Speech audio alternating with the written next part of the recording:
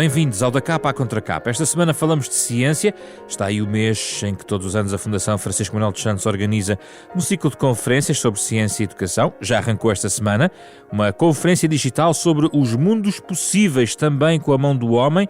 Conferência de Anne Druyan, co-criadora da série Cosmos, de Carl Sagan. Seguem-se outras conferências com outros temas, da preparação das pandemias, à ciência das alterações climáticas. Todos esses temas vão passar também aqui nas próximas semanas pelo Da Capa à Contracapa, a parceria semanal da Renascença com a Fundação Francisco Manuel dos Santos. E se a ideia é ter esperança na ciência, pelo menos recomenda-se que a ciência comunique bem as razões dessa esperança. Sobra, pois, então um desafio de comunicar ciência ao público em geral, tema que vai ser debatido também neste ciclo de conferências, no dia 18 de novembro, e que antecipamos aqui já esta semana com os dois oradores, ambos membros da Rede de Cientistas Portugueses GPS, Global Portuguese Scientists, da Fundação Francisco Manuel dos Santos. São eles Ana Godinho, diretora de Educação, Comunicação e Divulgação do CERN, a Organização Europeia para a Pesquisa Nuclear, que está sediada na Suíça, e Pedro Russo, professor de Astronomia e Sociedade na Universidade de Leiden, na Holanda. Juntam-se a nós por Skype esta semana no Da Capa à Contracapa, programa com o genérico original de Mário Laginha.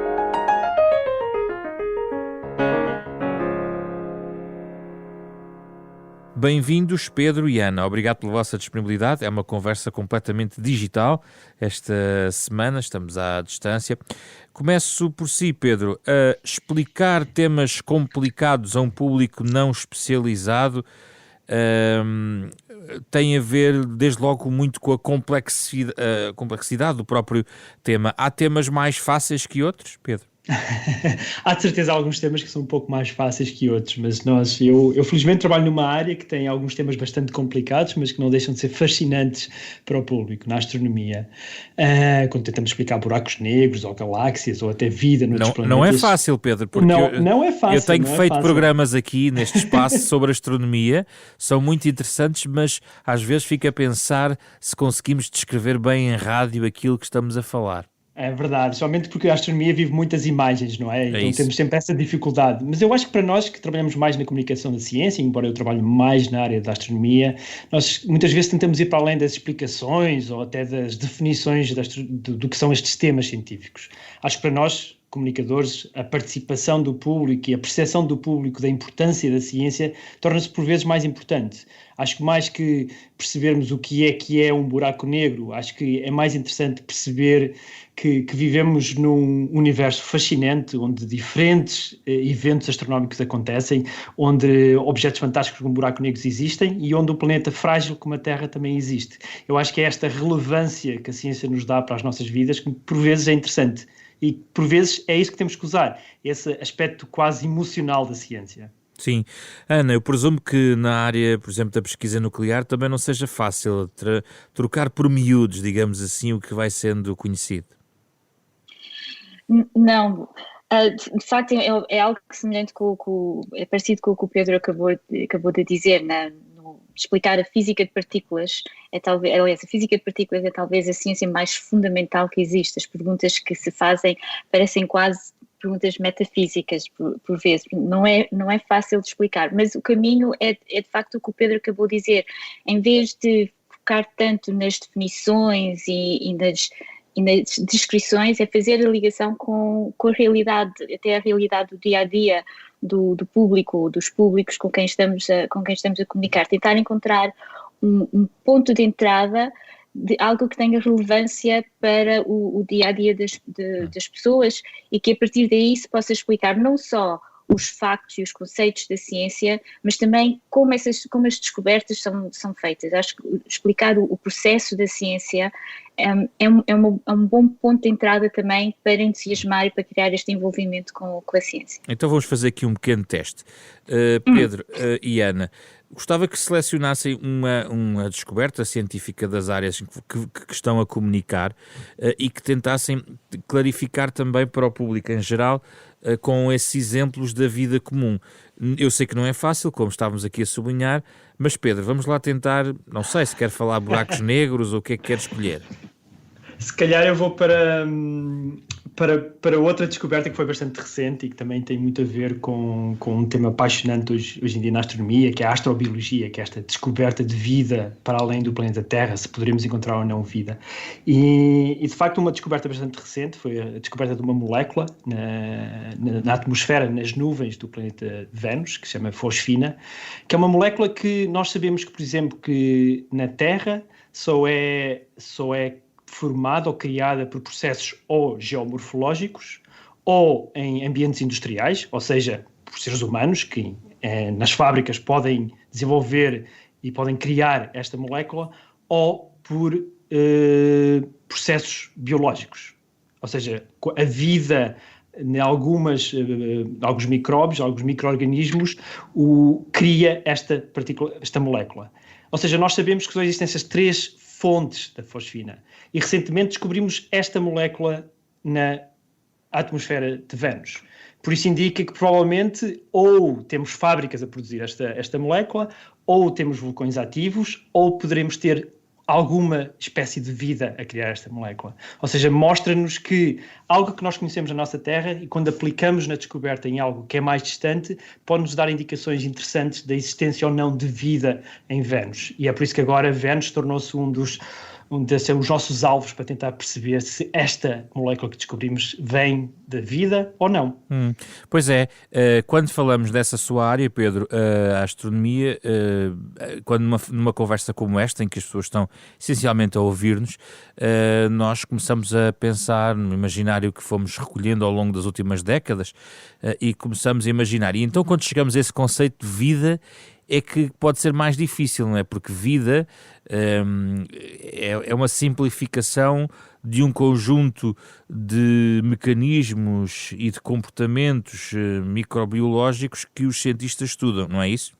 É, sem dúvida, e a definição de vida é algo que ainda está em debate, é algo que não é, e a Ana, que vem mais também desta área, pode explicar um pouco mais. Nós, por exemplo, nós não conseguimos criar vida em laboratório, é algo, e isso, de certa forma, quando não conseguimos criar algo artificialmente, indica que não compreendemos completamente os seus processos. E aí vem, e torna-se difícil explicar o que é vida. Claro que nós conhecemos diferentes formas de vida, conhecemos vida que são plenamente unicelulares, que são apenas constituídos por uma célula, e outros tipos de vida que estão multicelulares, como são os seres humanos. Nós, em astronomia, quando procuramos vida, procuramos qualquer tipo de vida, e é uma das grandes perguntas que temos hoje em dia na astronomia. Ana, venha de lá então um exemplo na área do CERN. Ok, então vou tentar este exemplo. Existe na física de partículas uma teoria que em inglês se chama Charge Parity Violation, que é a teoria da violação de carga e paridade de partículas. São características que as partículas têm.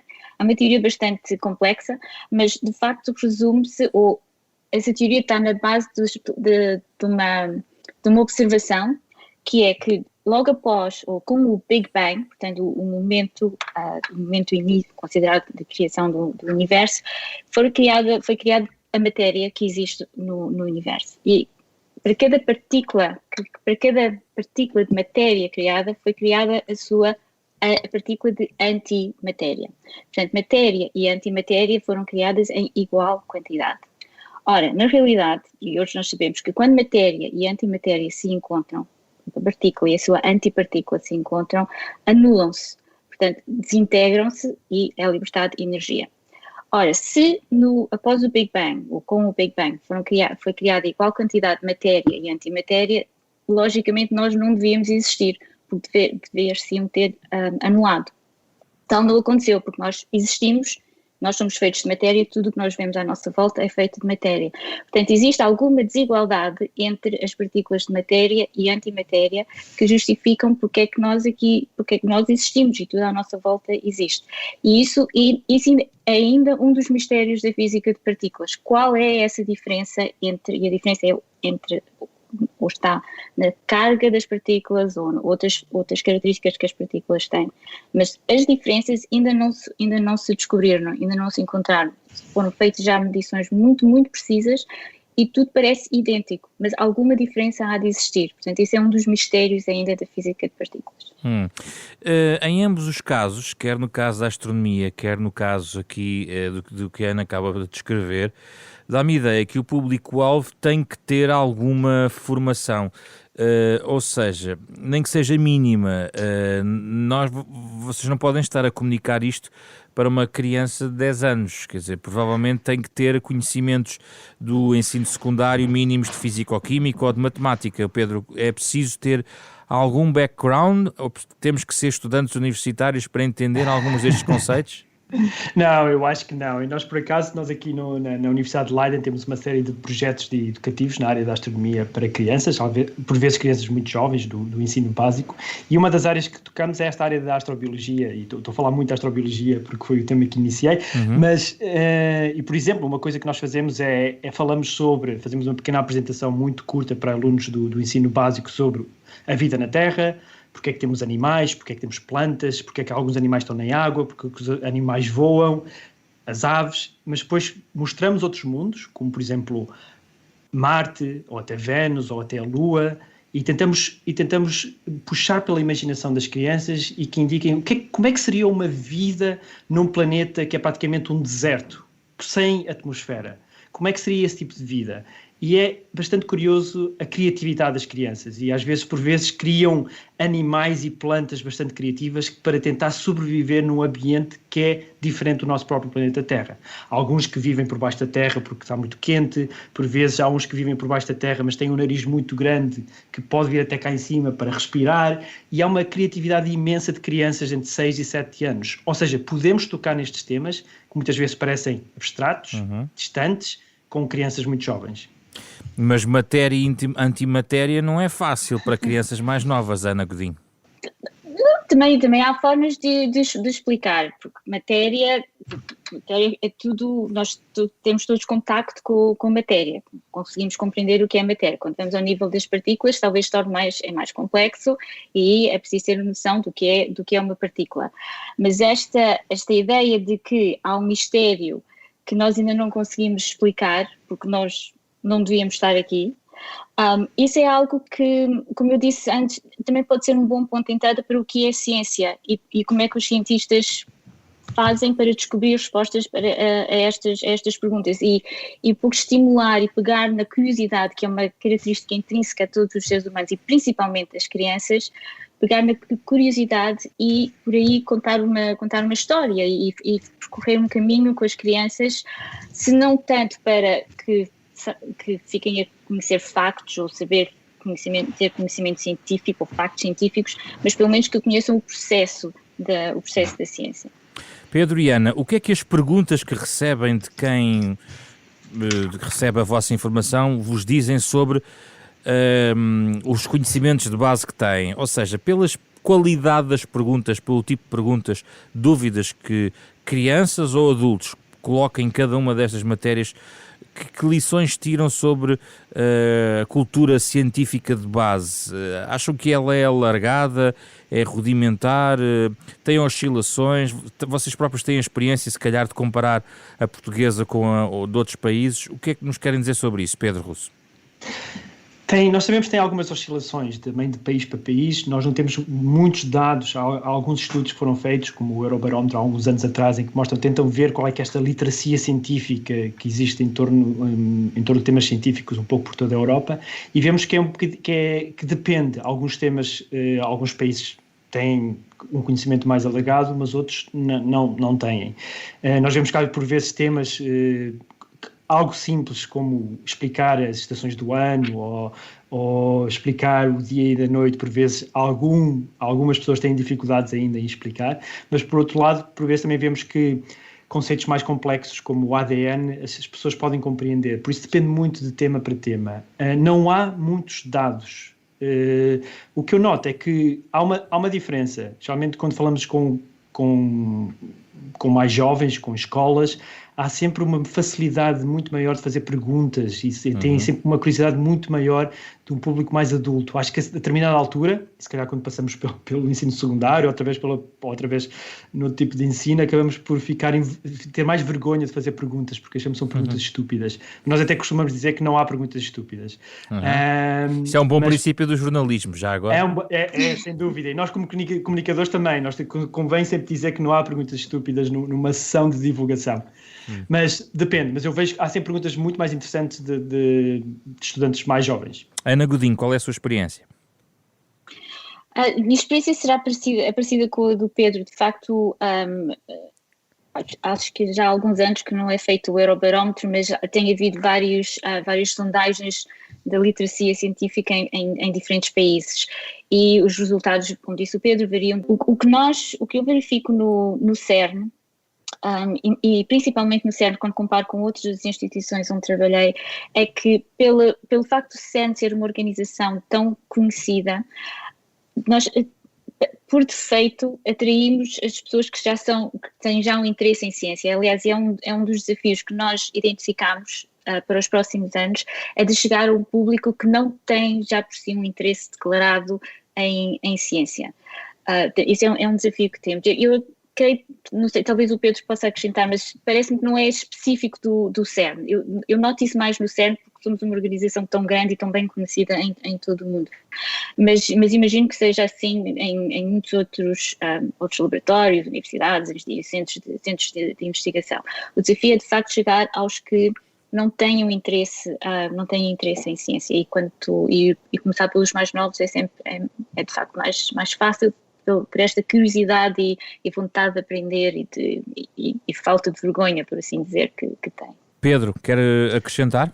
Não, eu concordo, nós também notamos isso. Eu acho que há sempre um risco muito grande dos institutos ou universidades como a nossa de estarmos sempre a falar para aqueles que já têm um interesse bastante grande nestas áreas. Nós vemos quando fazemos uma atividade ou de dia aberto ou uma ação de palestras, acabamos de ter sempre um público que já tem um interesse nestes temas, e acabamos por falar sempre para um público já que gosta, que quer saber e até muitas vezes tem um conhecimento. O grande desafio da comunicação é realmente chegar a públicos que muitas vezes não sabem sequer que nós existimos, e esse é um grande desafio. Outra questão é ao contrário, ou seja, a capacidade dos cientistas de comunicarem a sua ciência. Eu admito que ao longo dos anos tem vindo a ser muito melhorado, comparando com há muitos anos atrás. Ainda assim, ambos têm a experiência de fazer um grande esforço para que os cientistas também tomem a dianteira na explicação das suas próprias descobertas. É fácil pô-los a falar das suas descobertas numa linguagem inteligível, Ana? A minha experiência é também que ao longo dos anos tem sido, é mais fácil. Há mais cientistas, há mais investigadores que se querem envolver voluntariamente, portanto, mesmo sem ser preciso convidá-los, porque têm esta noção da importância da comunicação de ciência e também de quão divertido e da recompensa que se sente em falar sobre o nosso trabalho e sentir o entusiasmo, o deslumbramento do público com quem se está a comunicar. Portanto, eu sinto também que tem melhorado, e gostava só de deixar aqui uma nota sobre muitas vezes quando falamos em cientistas a fazer comunicação, pensamos naquela imagem de um cientista à frente de uma sala de aula, numa escola, num dia aberto, numa comunicação verbal. Mas existem muitas outras formas de fazer comunicação de ciência ou de estar envolvido na comunicação de ciência. Existem muitos papéis de bastidores que se podem desempenhar e que são igualmente importantes. Porque nem todos os cientistas, nem todos nós, temos a capacidade de comunicar verbalmente ou até visualmente. Mas os cientistas têm o conhecimento que pode apoiar depois essa comunicação. Pedro.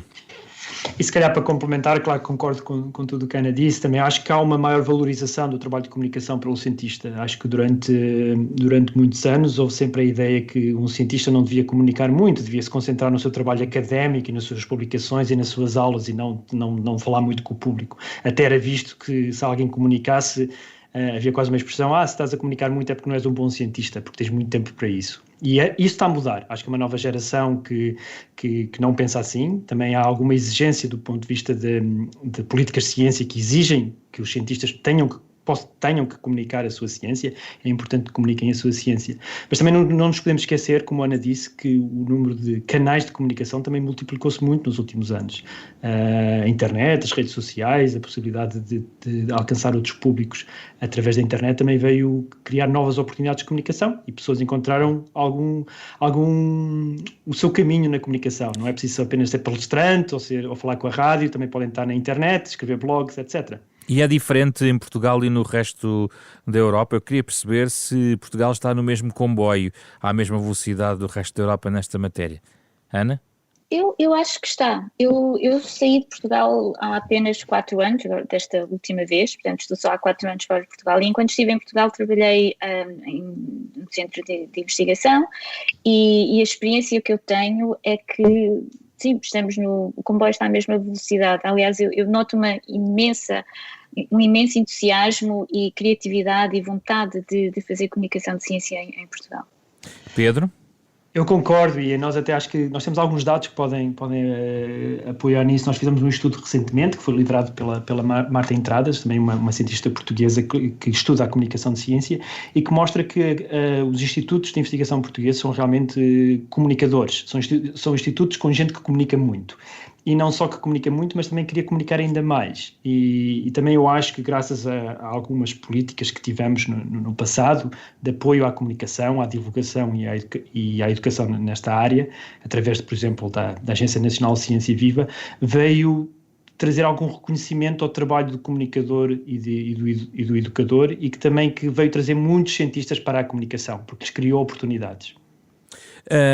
Qual é que é a principal diferença, também um desafio, uma curiosidade que tinha, que encontram entre a realidade de fazer ciência no vosso país ou fora das fronteiras portuguesas, no estrangeiro? Ana, qual é assim a diferença que salta à vista na sua rotina, enfim, no que é essencial para fazer ciência?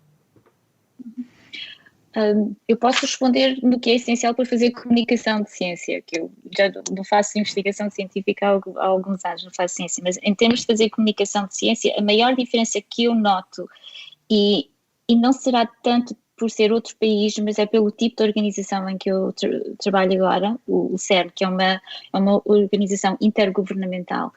Portanto, temos públicos-alvo e temos, em inglês a palavra é stakeholders, muito diferentes do que tem um centro de investigação nacional ou até uma universidade no país. Nós temos, o nosso público-alvo está espalhado por toda a Europa, principalmente por 23 países, não só europeus, mas maioritariamente europeus.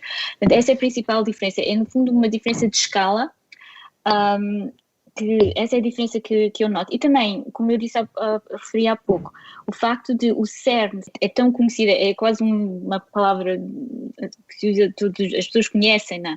Mas depois temos o desafio de dar realmente a conhecer o que é o CERN, o que é o laboratório que nós ali fazemos. Essa é uma diferença. Pedro? Eu se calhar vou falar mais sobre na área da astronomia, que eu acho que não é muito diferente do trabalho académico que é feito. A comunidade de astrónomos em Portugal é uma comunidade relativamente jovem, acho que tem cerca de 30 anos, quando se iniciou, por assim dizer, quase a astronomia moderna em Portugal. Mas também se desenvolveu muito graças à participação de Portugal como país, mas também de astrónomos como comunidade em grandes infraestruturas europeias, que era o Observatório Europeu do Sul, a Agência Espacial Europeia e até o CERN. Eu acho que graças a esse acesso a dados e a infraestruturas científicas de grande qualidade, a comunidade em Portugal consegue fazer um trabalho também de qualidade internacional. Noto, relativamente aqui aos Países Baixos, na Holanda, é o nível de financiamento. Não tanto, também a nível de quantidade de financiamento disponível para estas áreas de ciência fundamental, mas acima de tudo acho que há uma certa regularidade, alguma certa estratégia no investimento, algo que eu sei que em Portugal os nossos colegas queixam-se um pouco, por vezes não sabem quando é que o financiamento vem, quando é que vão abrir novas linhas, e quanto dinheiro é que está disponível. E essa certa regularidade traz alguma segurança, o que também facilita muito o trabalho.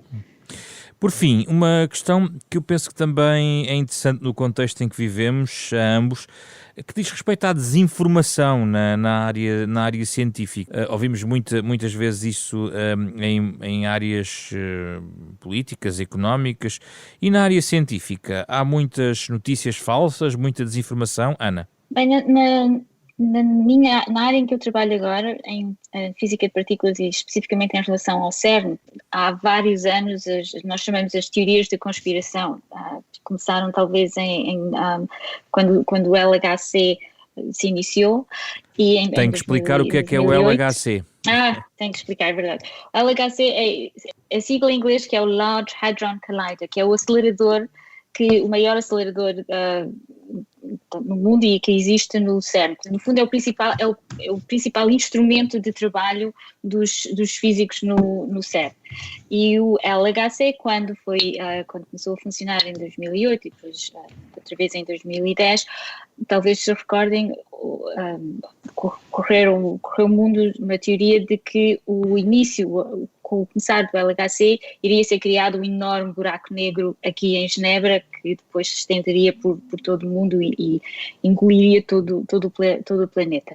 Essa teoria da conspiração do buraco negro, de algum mistério em torno do que se faz no CERN, e talvez também aliado ao facto da ciência ser difícil de explicar ou parecer, mas uma ciência muito difícil, esse mistério é algo que tem dado aso a alguma desinformação ou alguma informação incorreta. Mas ao longo dos anos isso tem diminuído e neste momento não é algo que nos preocupe muito. Continuamos a monitorizar, claro, e a combater quando seja necessário, e fazemos principalmente abrindo as nossas portas, abrindo as portas do laboratório, tanto fisicamente como virtualmente, online, mostrando tudo o que o CERN publica, está disponível em acesso aberto, até a nossa intranet é praticamente aberta a todo o mundo. Portanto, de facto, a organização é muito aberta e para contrariar um pouco também, aliás, faz parte do espírito do CERN, esta abertura completa. Pedro, e na astronomia, como é? Eu acho que a astronomia e estas áreas de espaço sempre foram terrenos bastante férteis para algumas teorias da conspiração, embora a sua importância e impacto seja bastante reduzido. Se pensarmos um bocado até que se fala um pouco mais, mas acho que é um pouco graças às redes sociais e à internet, dos terraplanistas, não é? As pessoas que acreditam que a Terra é plana, algo que é fascinante e incrível, porque sabemos que a Terra não é plana há mais de 2200 anos.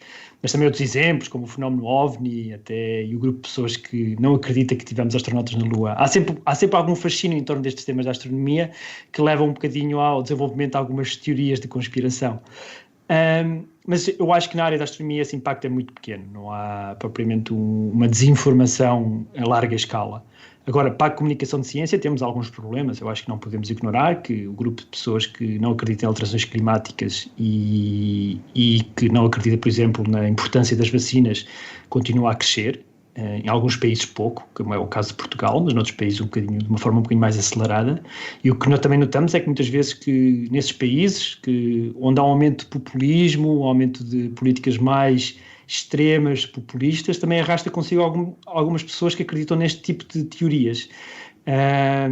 E é quase essa militância contra o poder, seja político ou até o poder do conhecimento das universidades. É algo que temos de estar atentos e é algo que temos que combater. Como cientistas e também como comunicadores temos que combater quase diariamente. Como sempre, no final dos nossos programas pedimos sugestões aos nossos convidados em relação ao tema que aqui trouxemos. Vamos então ver o que nos propõem a Ana Godinho e o Pedro Russo. Ana, comece por si, para onde nos quer guiar? Eu guiar-vos-ia para as neurociências, por onde eu comecei a minha carreira científica, e os mistérios do cérebro, e sugerindo qualquer livro do Oliver Sacks, neurologista, cientista, escritor, que faleceu em 2015, creio. Um livro de que eu gosto particularmente cujo título em português creio que é O Homem que Confundiu a Mulher com o Chapéu, de 1985, e no fundo é uma coleção de histórias de casos verdadeiros de doentes sofrendo de desordens neurológicas e que de facto mostram a complexidade do cérebro, e as histórias são contadas de uma forma tão humanista por um cientista, mas com um profundo humanismo. É um livro que ensina, mas de uma forma encantadora. Pedro?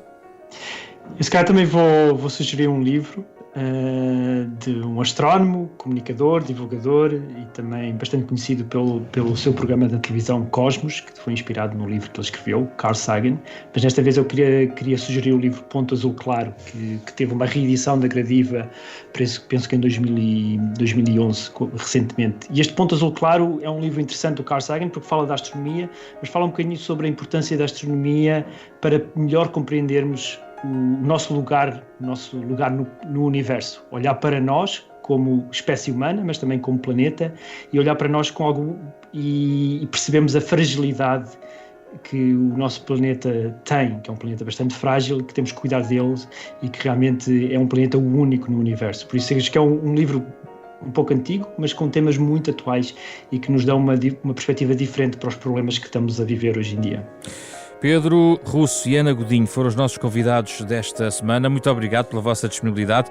Falámos aqui da comunicação de ciência nesta edição da Capa à Contra Capa, parceria semanal da Renascença com a Fundação Francisco Manuel dos Santos. Já estamos a ouvir em fundo o genérico original de Mário Lajinha, um programa que está disponível em versão podcast nas plataformas digitais habituais e nos sites da Fundação Francisco Manuel dos Santos e da Renascença. Fizeram este programa Carlos Vermelho, André Peralta, Ana Marta Domingos e José Pedro Frazão.